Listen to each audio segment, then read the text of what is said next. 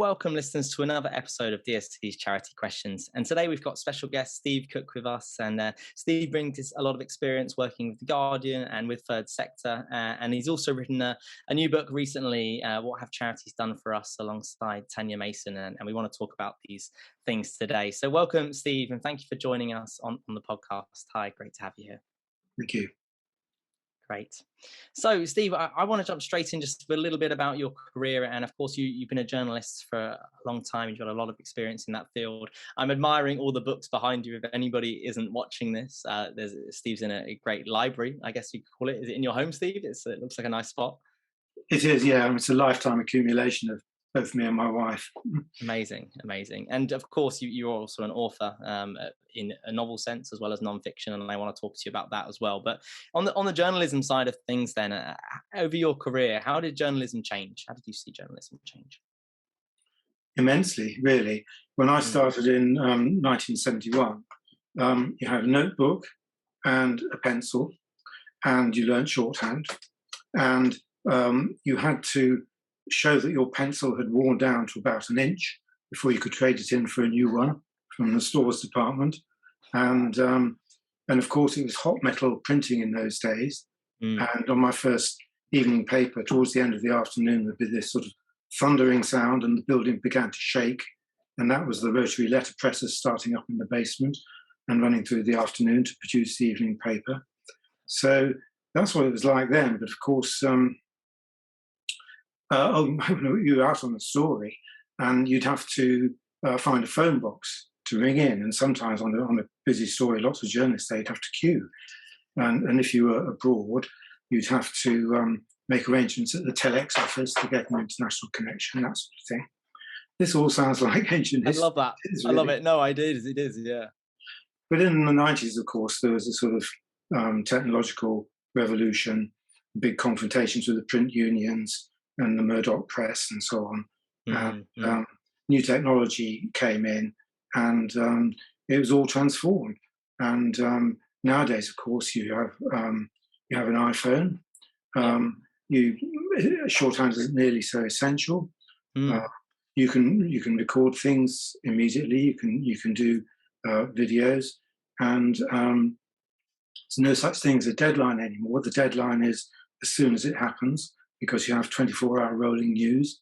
Absolutely. And everything can be done almost instantly. It's true. It's a big one, actually, yeah. The last time I ever filed a story from the phone box, I remember very strongly, it was 1992, when Windsor Castle was on fire, and everyone rushed out to see the flames being doused. And that was my last phone box. And it's such a release not having to do that.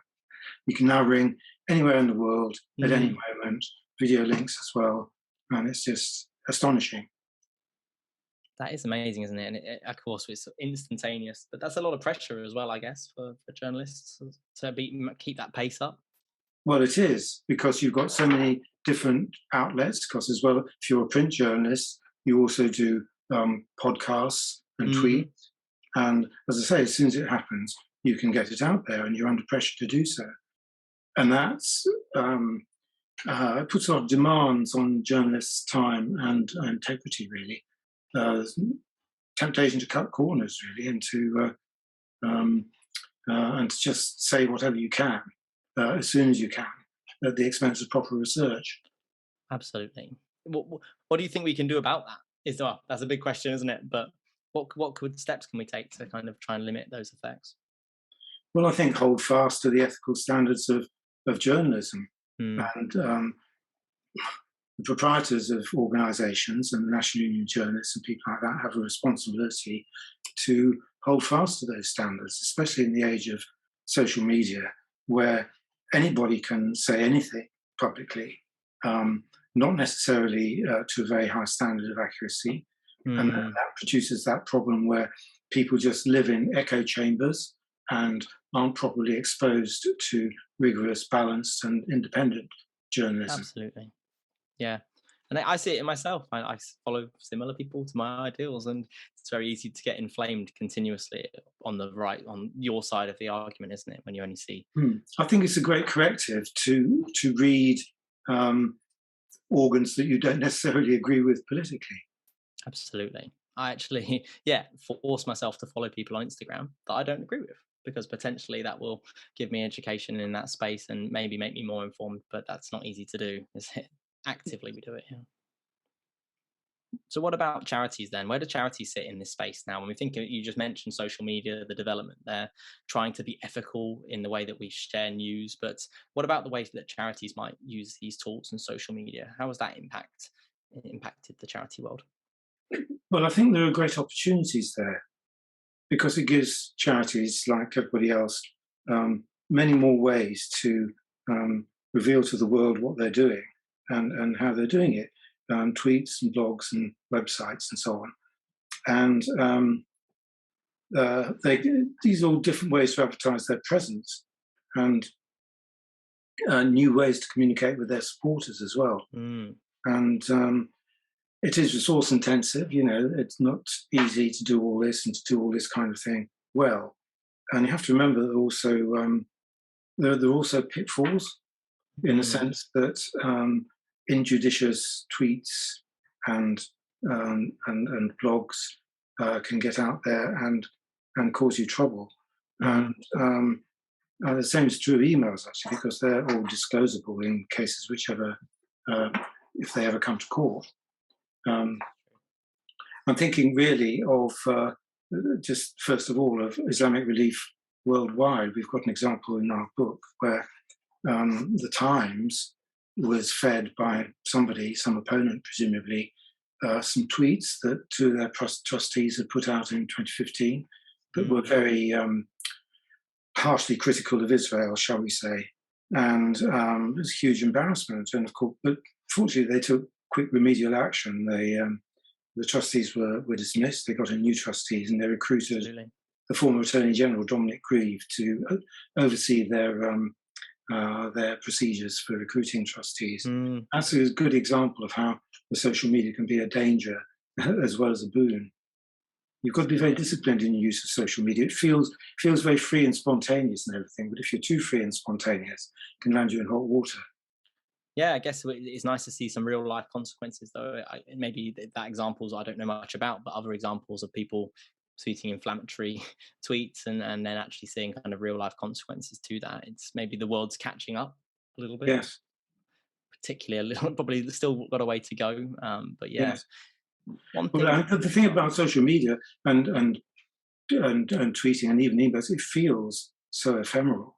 But Mm, actually, it's permanent. mm, It's mm. more there. It's more stuck there than anything in print these days. Yeah. Well, how did that impact then when you were at third sector? How did that impact the social media growth, the way that the third sector operated? Um, well, it was that thing that we mentioned earlier on of Mm, the deadline is now. As soon as it yeah. happens, you can get things out there. And I was always a bit of a stick in the mud because I, being more traditionalist, I would want to wait and to check and ask for the other side of the story before we actually went ahead and published. Mm, Um, and to be honest, be sort of ageist against myself. The younger members of staff handle all this kind of thing so much better than me. They're mm. much better at the technology and they're much swifter in the way they did things. Fair enough. Yeah, and maybe it's a little bit about that, isn't it? Just giving the responsibility to people that, maybe Digital give. natives. Oh yeah, exactly. Interested and kind of grown up with it, and it's we're all kind of adapting, aren't we, to this new technology that comes through, and I'm sure it'll be the same thing for my generation when there's something else in the future. It'll be the VR headsets, won't it? And we won't. It's going to be a long way to go, I think, with technology. Um, so, so you were kind of reporting on the charity sector from out, kind of not necessarily outside. The third sector is obviously an integral part of the charity sector, but also when your time at the Guardian. And was it hard not to have a bias to the charity sector when you were reporting on things? When I worked at The Guardian, I didn't often do stories about charities and I didn't have much in depth knowledge. And when I went to Third Sector, I began to understand things a lot more and how things worked. And yeah, I suppose it gave me a certain bias in their favour, but I hope I managed to retain certain objectivity. And I'm not starry eyed about charities. I mean, there are problems and pitfalls and scandals from time to Mm, time. But Hmm. in the scale of things, those are smaller in proportion than certain parts of the national media might want you to believe, by the way they really go to town on scandal stories and aren't necessarily very strong on the day-to-day good work kind of stories. Absolutely, yeah, and it does seem to be an interesting kind of talking point for organisations in media, doesn't it? The charities and situations like that. So I have got a question from Deborah, straight from our CEO at DSC, and she has asked me to ask you if she was your favourite columnist when you were at Third Sector, and She was really, um, the not least right because answer, Steve. well, it's because of her capacity for um, renewal and delivery. She always has plenty of ideas. I mean, she's still going strong, and I think she started with us in 2005, something like that. Yeah. And the great thing about Deborah is she doesn't hold back. She gives of herself. Mm, She doesn't pussyfoot around. absolutely. Diplomacy, probably not her strongest point, but hard hitting and vivid um, Absolutely. and an exciting read. I think most times. Definitely. Definitely. No, I've learned a lot from her writing style and obviously her behavior, maybe in terms of what not to do sometimes, but also, yeah, how to have kind of gumption and to go forward. So, yeah, nice. I'm sure she'll be happy to hear that. And we didn't pay Steve to say that. I can tell you that now. Um, Great. So, moving to kind of think about the book, you mentioned one of the stories from the book there earlier. I'm hoping we get a few more stories. But what prompted you and Tanya to sit down and actually write the book? It was actually a suggestion by Joe Saxton, who is one of the co-founders of NFP Synergy. I think he's now bowing out now, but NFP Synergy is sort of research consultancy, as you know, Okay, which thanks. done an enormous amount of work in the voluntary sector, surveys and so on. And I think Tanya and I decided to do it because we both spent more than a decade getting very, very immersed in this big and complex world of charities. And Mm, I think we wanted, we'd realised that it is what somebody once called it, a loose and baggy monster. It's very hard to define it and pin it down.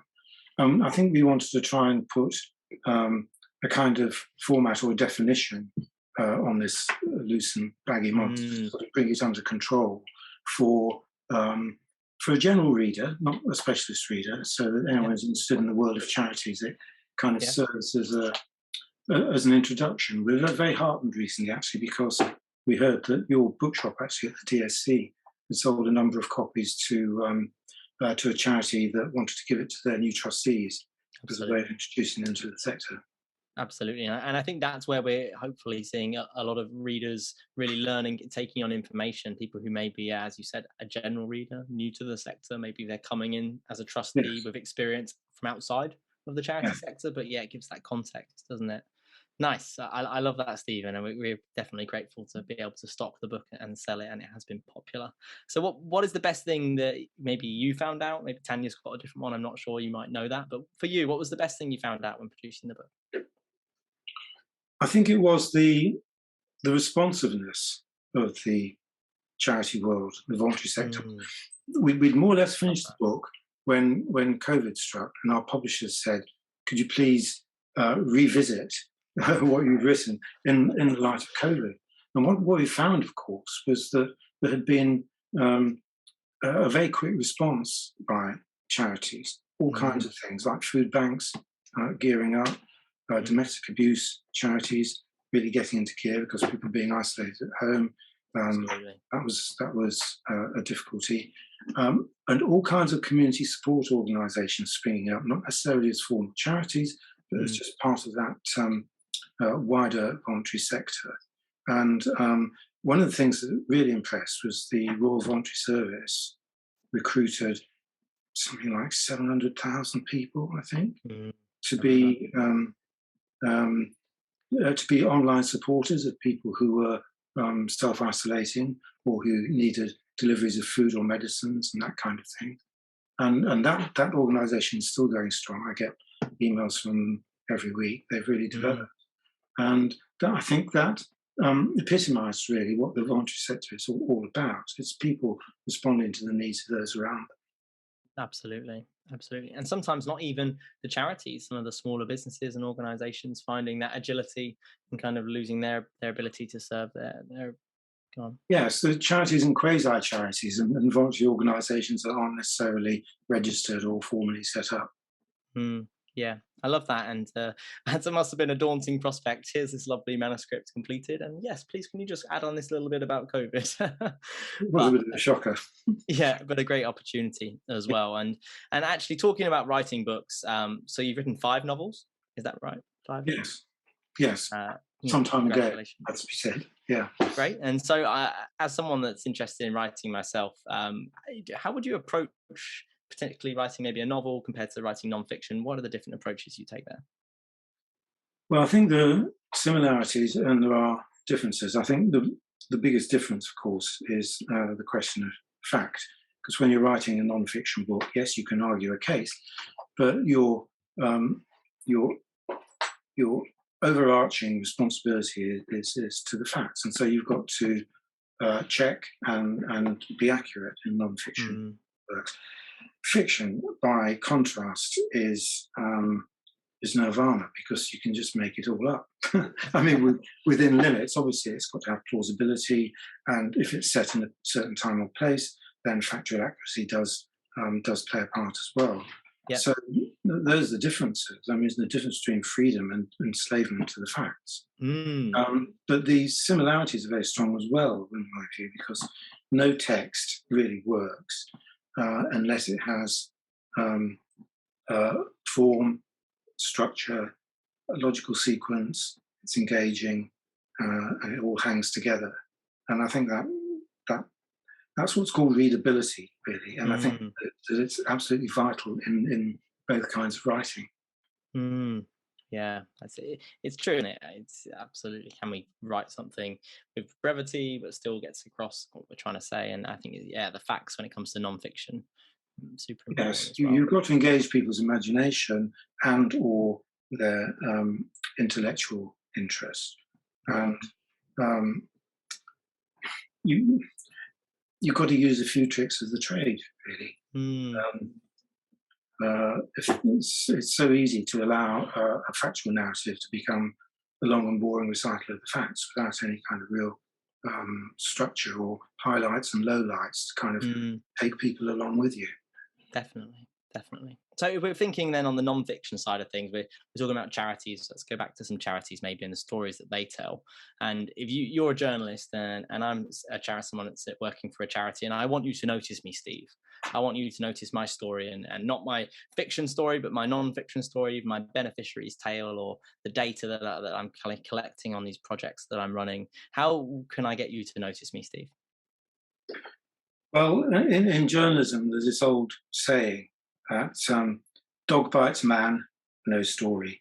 Man bites dog, that's a big story. And because it's unusual, because it stands out and it's against the grain. So anything that, or Kelvin Mackenzie, former editor of The Sun, used to say, news is anything that makes you go, wowee. Man bites Silly dog. way. I'm still on man bites dog. It worked. Yes. So Amazing. the unusual, the out of the ordinary, always Mm, works as a way into catching people's imaginations. And the other thing is the power of the human, really, the experience of individuals. Um, mm, it may be tragic, it might be positive and sort of heartwarming, but mhm, mhm. those are the stories that I think that charities can tell in order to arouse interest and support in what they do. And Love that. I think it helps if they have somebody in their organisation, a trustee or a supporter or member of staff, who is media savvy, who has either some experience of these things or who has an instinct for it and knows how to Mm, put their finger on it and say, that will work well. Let's mm. stick that on our website. Um, and just sort of don't hold back on the human interest stories. I love that you call it an instinct. It is almost an instinct, isn't it? Yeah. Being able to pick up on that moment and present that story in a way that can change the world potentially. Yes. So one thing I wanted to know, and I try and follow that advice when I'm talking to people as a fundraising trainer by getting the beneficiary story out there. But I also have funders and people who fundraise talk to me and say, well, they also really care about the role presented, like the macro kind of level, the wider project data, all of that kind of high level stuff, how many beneficiaries and all that kind of thing. And what do you think is more impactful to read as a journalist? A story about one person, or potentially a story of a wider project, creating kind of with the bigger data there? I think you need both. No, I okay. think I think you can Well, you might engage. say that. I know it's on the one hand, on the other, but I think it's true. I think you need the particular and the personal and the individual human stories and so on to Mm, catch people's attention, draw people in. But you need to set that in a matrix in the background of factual information, facts and figures, pie charts and stuff. And there's a great skill in presenting all that um, absolutely. in a cogent and comprehensible way. Mm, Out of interest, I was looking at the website of the British Red Cross earlier today, and I had a look at their annual report, and they do that kind of thing quite well. You know, mhm. every page has a person. It's either a volunteer or a beneficiary or someone else who's involved with the charity. Just a sort of nugget of their experience and the nature of their involvement, and then set Amazing. against it, you have the what you might call the regulatory background um, Yep. to satisfy the charity commission and your funders that you're using money well and that you're treating your staff properly and all that kind of thing. Amazing. Amazing. Yes. I think that's it, isn't it? You said that it is both. Let's get that story. Let's get people, maybe the hook potentially is the Yes. individual story, but in the context, well, hold on a second, it's not just this. We're Yeah. doing this as well. Yeah, I love that. And in terms of the future of charitable campaigning, what does it look like to you, Steve? Um, Rather hesitant and Okay. rather sort of circumscribed.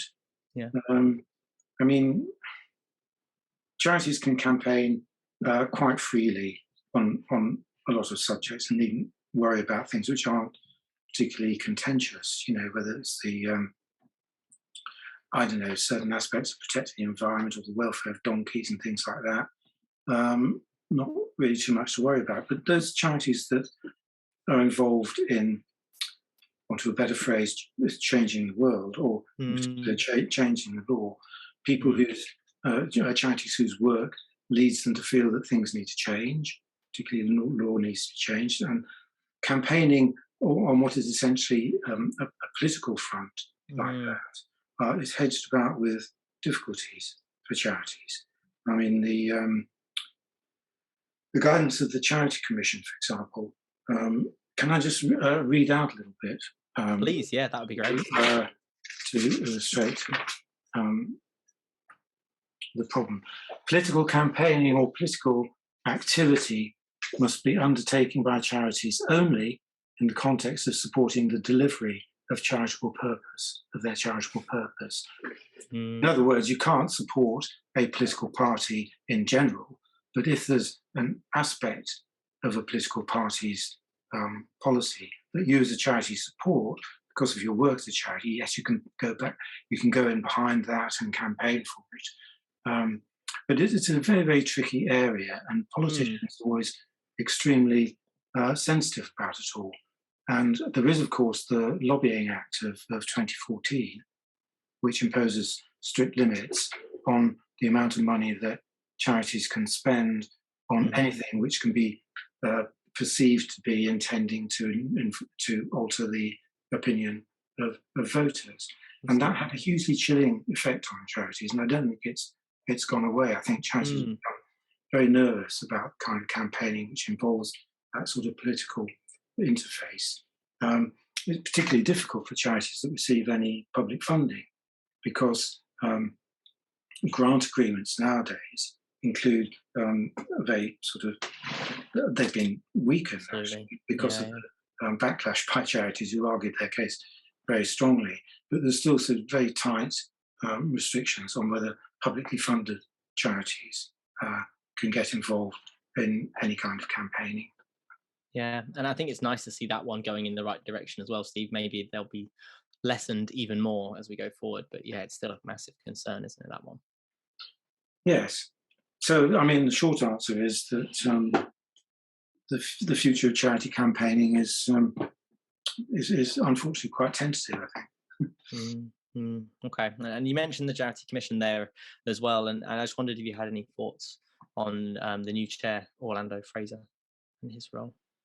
Well, he's certainly started with all the right noises. He's determined to be independent from government and so on, and he does have quite a lot of experience. I mean, he's been a board member of the Charity Commission for 4 years, 2013 to 17, and he has apparently been very heavily involved in one of the charities supporting the victims of the Grenfell Tower disaster.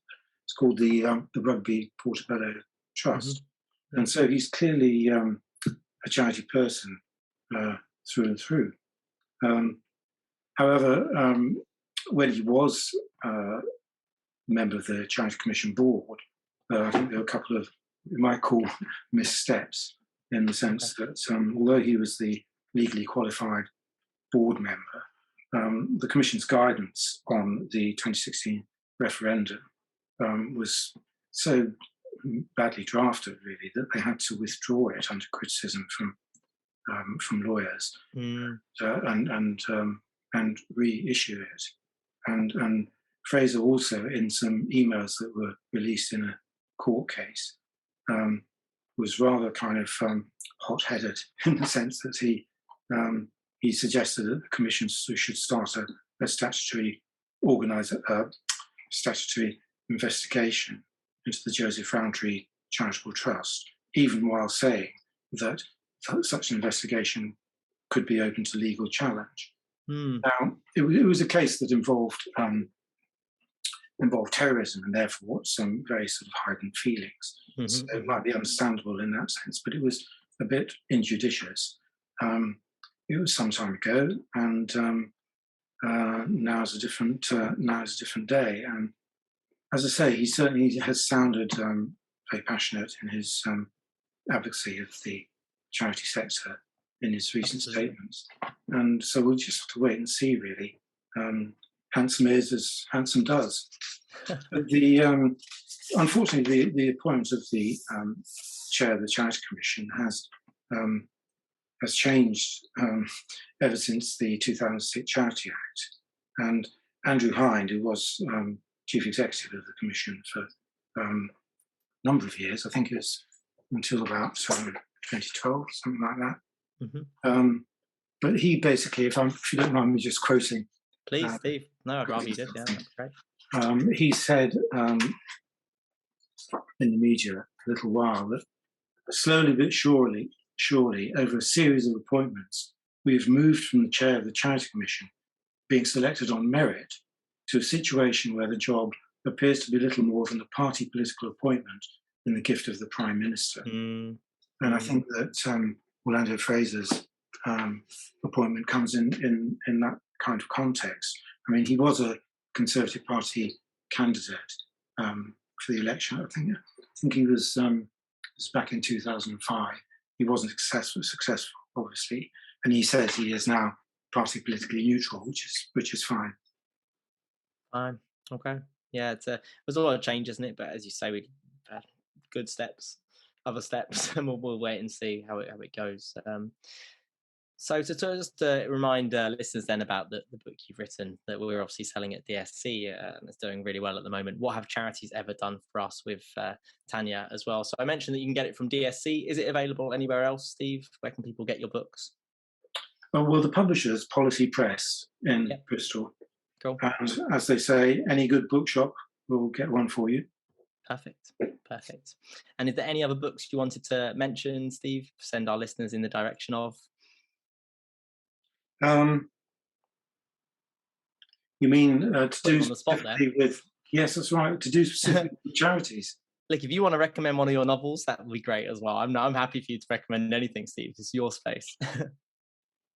Well, at the moment, what I'm really getting into is a book called Powers and Thrones by Dan Jones, which is a huge but beautifully written account of the Middle Ages generally.